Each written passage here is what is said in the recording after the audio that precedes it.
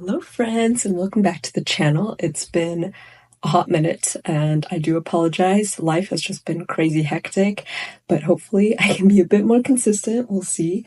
But I'm really excited to start this video. I am starting a wedding series because if you haven't guessed from the title, I am engaged.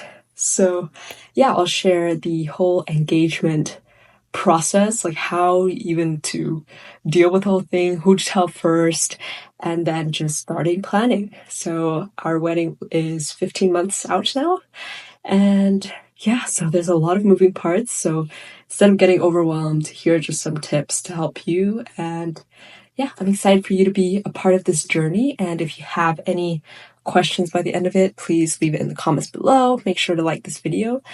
And without further ado, let's get into it. So first of all, let's talk about the engagement and how he proposed. So engagement-wise, it wasn't a complete surprise, as in we knew this was the natural next step in our relationship. I was super excited about it, and we knew we wanted to be together, but we know that we are financially stable and we're able to take the next step. I knew that the engagement was natural and it was going to happen. So we did pick out kind of the stone for the ring. So in this case, I said I wanted a Montana sapphire. I didn't explicitly say what shape or anything. So this whole ring design was by him and it is beautiful and I love it so much. He did an amazing job. So ring aside, the actual proposal was a complete surprise. I think he planned it in his head that it would be just us two. There would be no photographers, no videographers. No one knew about it other than us. And it was a snowy day and he basically dug a path up this mountain, and think the snow was about hip height. So he dug this whole path up a mountain, and at the very top he had a GoPro tied to a shovel, and I knew it was happening. And I was still bawling. Like, you cannot control your emotions, even though you might know it's happening. You literally shut down. Like, any kind of speech that he was making, I was just so overwhelmed with emotions, I couldn't remember it. So thank God there was some footage of it. But yeah, going into that, if, for example, your fiance hasn't planned any surprise party after your engagement, I do recommend that you sit with it. I think it's a super exciting moment, and sometimes you feel like, oh my God, I have to tell my family, my friends right now, but you only get this moment once. I think it's super important to sit with it, let it sink in, let this be just for you to just indulge in this sensation, and yeah, enjoy your morning, enjoy wherever, or your evening, and then tell people later on, because it does get hectic very fast. The minute you tell people, it's not just you two anymore, it's everyone involved, all your family, all your friends. So really just take a moment, take a breather, and just sit with each other and indulge in this happy moment that you get. So now that the engagement part is out of the way, your friends know, your family know, what's next? So how we started the wedding planning process. So before even going in there, I think it's super important to talk about budget. This is always an uncomfortable discussion because you want to enjoy the happy things. You don't want to think about the consequences or, all the financial issues that might occur or the debt. So it's super, super important to talk about finance situations. So first thing to consider, are you paying it all yourselves, or is your family helping you, his family helping you? Who's helping with what? How much percentage? This will give you a rough idea of what kind of wedding you want to expect. The second thing to consider is, before even reaching out to vendors, is that can you do installment payments? Are you able to set aside money for certain periods to pay off that amount before paying the next installment? So just having that rational idea of like how much you can compartmentalize the amount of money for each vendor can also help you set realistic expectations of paying off without going into debt. Be realistic. You have to prioritize what matters to you most. Is it the decor? Is it the music? Is it the photos? So all these things, we'll talk in more detail, but all these things will matter and will help you prioritize what's most important to you for your day. Remember, at the end, guests will not remember the color of the napkins, the color of your tablecloth, or what cutlery you provided the guest. They'll just remember the experience, how they felt at your wedding. So just keep that in mind when you prioritize what is most important to you. And with all that being said, guest list does matter. How many people's at your wedding will impact how much things will cost. So let's get into the guest list before anything else. So guest list wise, it doesn't have to be set in stone, but at least you have a rough estimate, because a 50 people wedding will be very different from a 100 people wedding, but an 80 to 90 will kind of be similar. So that's just something to consider. This will impact everything from your budget, the venue you pick, and catering costs as well. And remember, don't invite people because you feel obligated to. It doesn't matter if they're friends who invited you to their wedding, doesn't mean you're obligated to do the same. Think about who matters to you most. Do you feel like they'll be a part of your life in years to come? Could you write a personal letter to them and have something that you can share between you, your partner, and them? I think that can help you narrow down the list with the most important people. So for us, we're trying to keep it as manageable as possible. I think right now it's sitting at around 80 people. And we have a A-list and a B-list. So B-lists are people that if the A-list can't make it, B-list will join in. So we did this rather early on. I know some people will pick the venue first, but for us, I just think it helps us get an idea of who we want to invite and then picture everything else. Okay, step 2. Now that you have the guest list, or at least a rough estimate of how many people you want at your wedding, consider the venue. So we did this a bit backwards in that we've already picked the venue before he proposed. That's just because we knew our financial situation. We knew kind of who we wanted. It wasn't super crazy for us. I know this is not the same for everyone, and I'm just speaking from my own experience, but yeah, so that's why we have the venue first. But if you haven't had a venue, that's totally fine, totally normal. So here are just some things to consider when picking a venue. Think about, what do you actually want? Do you want it to be indoors, outdoors? What season do you want it to be in? Is it going to be a formal setting, a casual setting? Do you want big wedding, small wedding? And what is included in the venue? So there are a lot of questions that you need to prepare before meeting with the venue. So what time is cleanup? Are you able to host your friends for, after midnight? And is catering included, or is it separate? Because a bare bone wedding, for example, where we're having it, there's nothing there. We'd have to ask all different kind of vendors to come. But there are venues that provide that already. So they already have catering, they already have cutlery, tables, etc. So these are some things to consider. What you prioritize is most important, and what kind of package deal you want. So think about all these factors, and it can help you narrow down how much to set aside and what kind of venue you have. Okay, so now you have your venue, you have your guest list. Here are just the other 4 things that are the most important. That is based on you, and you can decide which part you want to prioritize. And that is 1, aesthetic.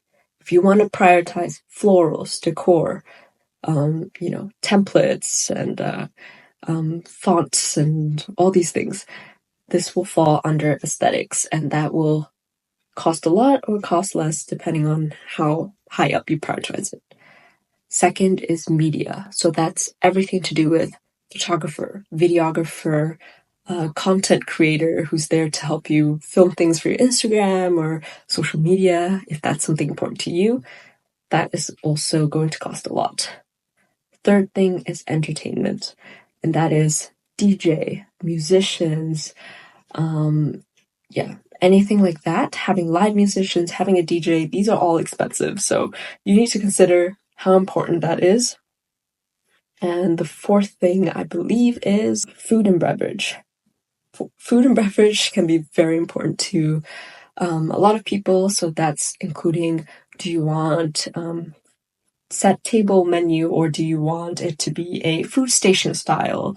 Do you want late night snacks? Do you want appetizers for when people just arrive? Same with drinks. Do you want champagne served, or do you want it to just be an open bar concept? Yeah, all these things cost. And it's very hard to have all these four things being like, yes, they're all important to me, because that will impact your budget. So if you are, for example, having a tighter budget, it might mean you have to scale down on, for example, scale down on aesthetics so you can have a better DJ. So yeah, these are just things to consider when deciding on what the next step is. This is a lot of information, so how do you stay organized? So I'm going to link down 2 resources that I use personally. And then also, of course, on top of this, I really recommend a wedding planner of some sort. So before we get into wedding planner, let me just get into the resources. So the first one is this template that I used. It's by Ali Padron. I hope I didn't butcher her last name, I'm sorry. But this template basically helps you budget. It helps you lay out everything that's important to you and how much you're willing to spend on it. And in this budget, right now it's very bare bones, but you can add things like your bachelorette amount. If you want to do a prenup, that costs too. So it's really up to you how you decide to use it. It's just a fill in, and all the formulas are already set up for you. So that kind of helps you calculate how much you've already spent and how much you're willing to spend. So I really highly recommend that. And then on top of this, I've also added to her template and added several new sheets. And within the sheet, you can plan your guest list, your music set list, and also planning your vendors. And also a timeline to start your planning, a nice little checklist. So for the dates, I've did complete estimates, but I've just added all the things that you need to do when you start wedding planning, and you can just check it off. Second template that I will share, this is from a vendor I found online. It's called My Digital Planner, and it's a Canva template. And in this, you can see everything visual. So all your color schemes, you can add the decor, how you envision it, your photography set list, all of this. So it just really helps you solidify. So when you start talking to vendors, you have kind of an idea of what you want it to look like to share with them in your discussions. Okay, so now into finding a wedding planner. So having all these templates ready will help you settle more into what you're looking for a wedding planner. For most wedding planners, I found they usually have 3 levels, which is a full wedding planner. If all this sounds too chaotic to you and you just want to lay off because you have other responsibilities such as work, or maybe you have children or something else, you have to take care of other people, who knows? But if any of this is just way too much for you, a wedding planner can really take off all that off your plate and do it for you. So that's what full wedding planning is. And it will, of course, be the higher end and cost a lot. But if it's worth it to you, then they do offer that.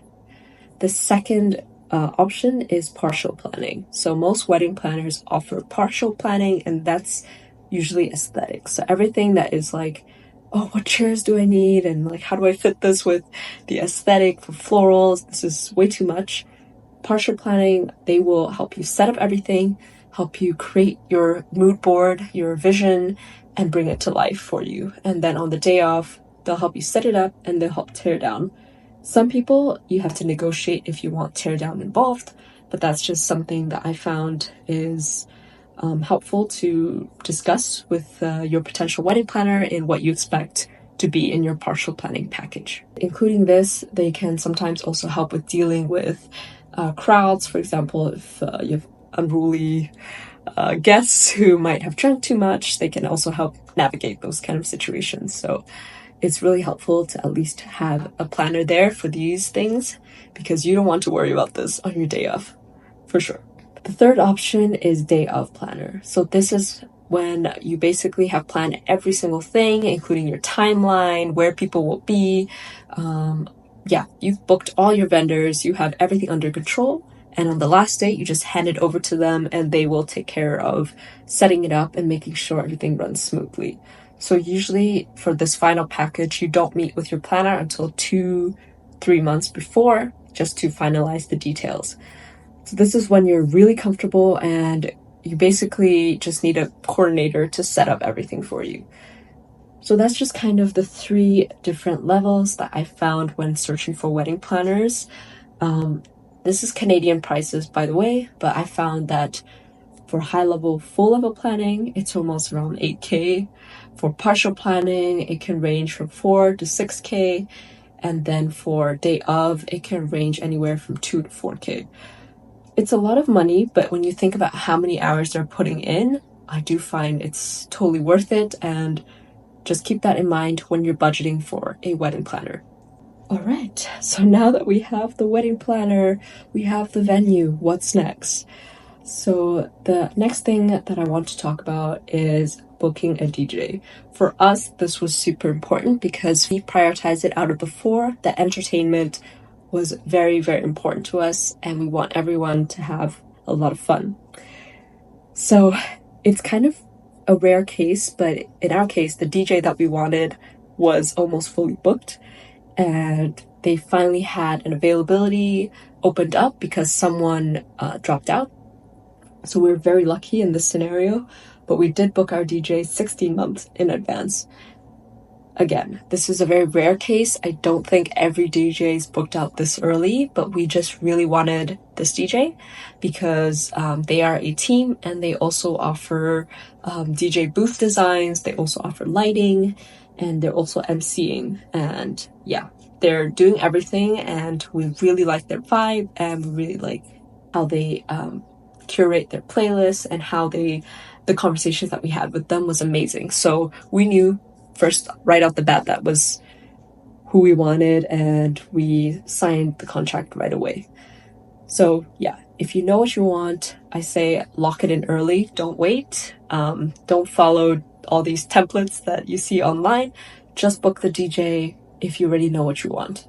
All right, so this may sound crazy since it's still 15 months out, but bridal dress shopping. I think bridal dress shopping is the most crazy time for people. For me, it wasn't the case as I knew what I wanted, but I know a lot of people can stress over this because it's your day, it's your big moment, and you want the perfect dress. So my suggestion is start early. Like, it does not hurt to start early. You can always change your mind a little bit after, before buying the dress. But if you start early, you can see what's in the market and you can see kind of design styles that is similar to what you had envisioned. So I think that when I found my dress, I knew kind of the cut, the shape that I wanted. I'm not going to share in this video because my fiance might see it, but the idea is that I had that silhouette in mind, and then I've also tried 2 other styles that's super out of the styles I wanted just to make sure, and I only tried to go to 2 different bridal boutiques. So I did my research, I knew exactly the designers that I liked, and I narrowed that. So my advice to you is just don't visit too many stores. The minute you start to add a 3rd store, 4th store in one kind of section, in, like, for example, in the 2 months that you decide to look for dresses, it can be very overwhelming. You'll forget what dress you tried on first and what the second dress was. It's just very, very, very overwhelming. So keep it to 2 stores at most, and then space out your appointments if you still haven't found the one, as we can say. And also find the vibe of the store. I find that working with the right people can help you navigate what you're looking for too. So the vibe of the store can really tell what kind of dress you want, if that makes sense.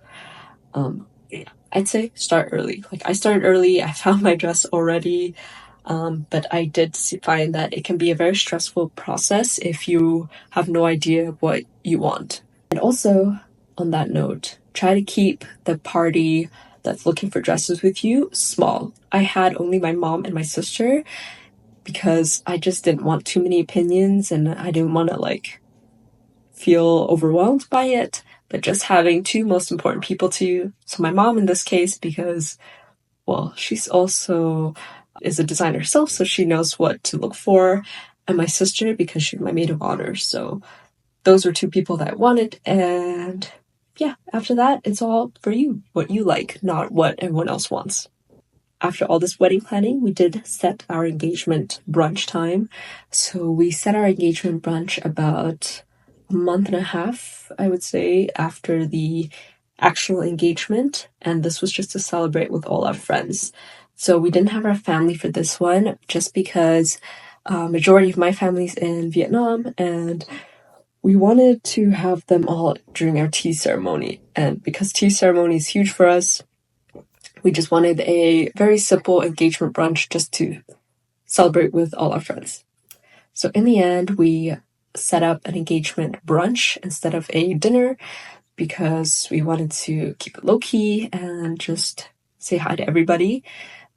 We chose a place that was super bright and airy, and we had only our close friends there. It was around 29 people in the end, which is still a lot. And we didn't do anything crazy. No crazy budgets for this. We just budgeted to buy drinks for everybody, and then had an open menu concept where people could pick what they wanted to eat. And then we also paid for a photographer to capture the day. And that was enough. I think most people won't remember the balloons you bought and things like that. And you're already paying so much for the wedding. So yeah, I think engagement brunch, engagement dinners, just keep it low-key. People are just very excited to be there for you more than anything else. So that's what we did. And a bachelorette party I will discuss later. But so far, that's all we've done for our wedding. Alright, so thank you so much for watching this video. I hope I didn't just breeze too much through this. I know it's a lot of information, but I hope you find some clarity in this in your planning journey. I will touch base again when I have more settled concrete plans, such as the Pinterest board and how to organize a Pinterest board just to get you started. But yeah, this was pretty much the first stages of wedding planning and how to get yourself organized. So if you have any questions, let me know. But thank you so much for watching, and I hope to see you in the next video.